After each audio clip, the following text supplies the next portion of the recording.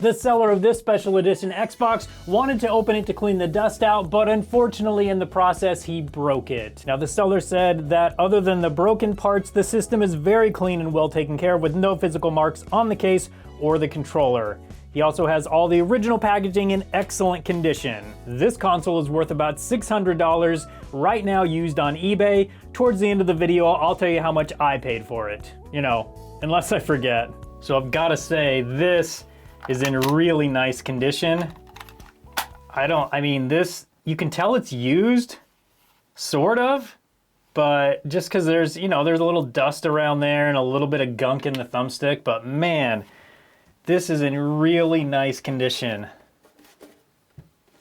I mean, I don't even see a single scratch on this thing. We do have a missing sticker here. Obviously, the sticker here was pierced. That's not like amazing, but it's fine. Okay, well, let's get it apart and see if we can figure out what's going on with it.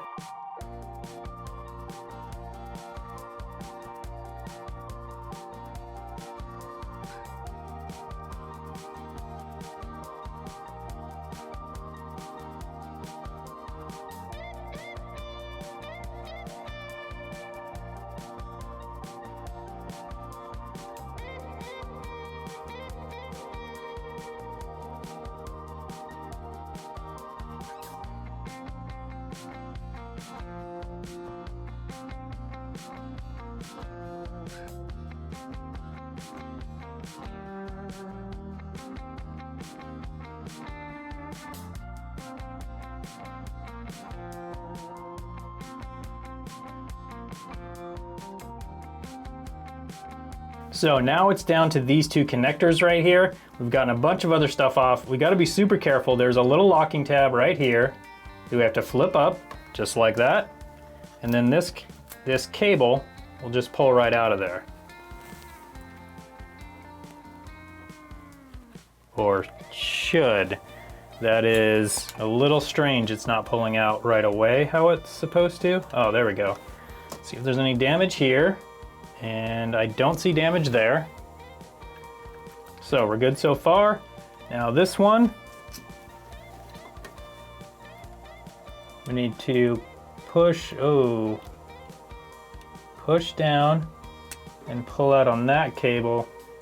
This cable has been munched. You can see right there, this little gold pin right here has been pushed back. So that's a oh yeah. And this whole connector has just been destroyed.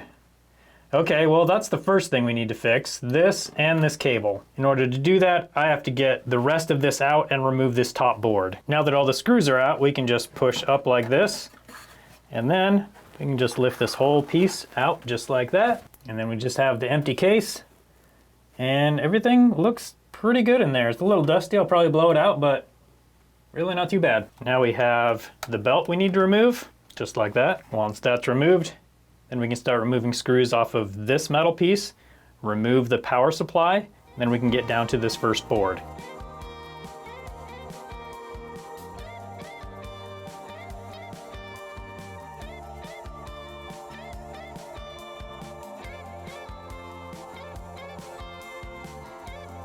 And now with all of that stuff off, we're ready to remove this first board so we can take a closer look at this connector. But I was just thinking we might as well replace the thermal paste in this with the perfect amount since we're already in here. We only have a few more steps to do to get to that. We need to remove this middle piece, just like that. Then the X clamp, and we can get to the thermal paste. And with the X clamp removed, we can pull this board off, hopefully. That is really stuck on there. Okay, we're getting it.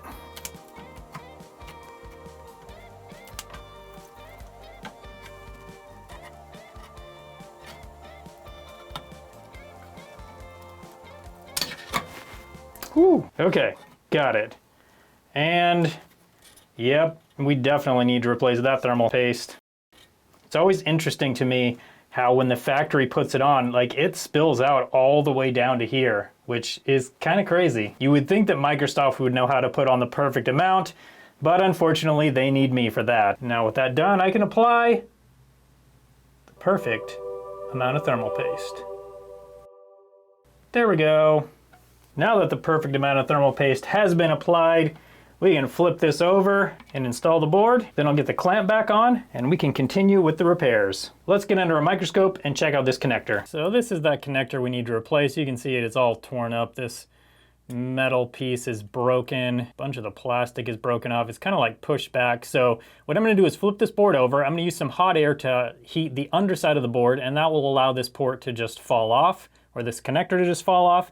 And then we'll come in with the new connector and solder it on. So I have this board set up so I can reach underneath to get to that connector. What I'm going to do now is bring in my hot air soldering station and heat up this part of the board, and that's going to allow the heat to heat through the board and heat the solder on the other side of the board until it melts, and that connector will just drop out. There we go. Okay, and we have the pads all prepped. And we have the brand new connector right here. I'm going to line it up exactly where it needs to be. And once it's lined up, then I'm going to solder some pads on. The closer we can get this to being lined up perfectly, the easier this is going to be. Oh, thought I had it. I did not.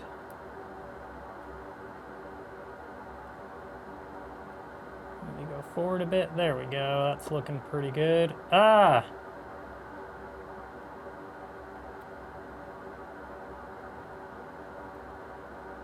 Okay.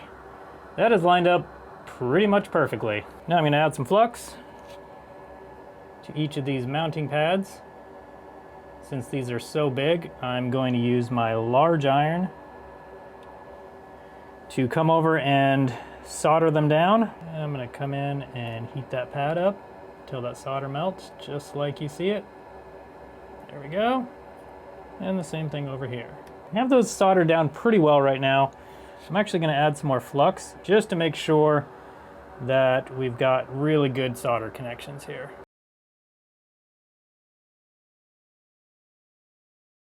Okay, and there we go. Now that that connector's all soldered on, let's get this thing back together and check out that ribbon cable. We might need to replace that as well. I love these special editions. I'm always excited when I get one of these. For the Xbox Series X, Microsoft really hasn't made that many really special editions, and so I really like these ones, partially just because of how rare they are. There we go, Scott. We got that dusting done for you. I'm actually going to just replace this whole button board with the ribbon cable. So old one comes out, new one goes in, and here we have the old messed up connector. You can see a couple of these gold pins that are messed up, and this is the new connector where all those gold pins are nice and straight. Now I just have to put the screws in and then we can put that sandwich back in. But will this power cable plug in to the connector we just replaced? Of course it will. That feels nice and strong, just what we want. And now this other ribbon cable needs to go in there. There we go. We'll pop that locking tab down, just like that. Okay, now the disk drive goes in, the fan goes in. This is actually one of my favorite parts of this entire console. It's got these kind of blue spackled spots on it that actually glow in the dark. I don't have the lighting set up to show you that, so you'll just have to take my word for it. Okay, now we just have to get all the screws in, the bottom plate on, and then the back plate on. And now this special edition Xbox is all fixed up. Scott offered this to me for $400. That includes the controller and all the original packaging. Of course I said yes, because this is a fairly easy repair for someone with some experience, and these are actually worth $600 or more on eBay right now. The last thing we need to do though is see if it works. Okay, let's hear that custom startup.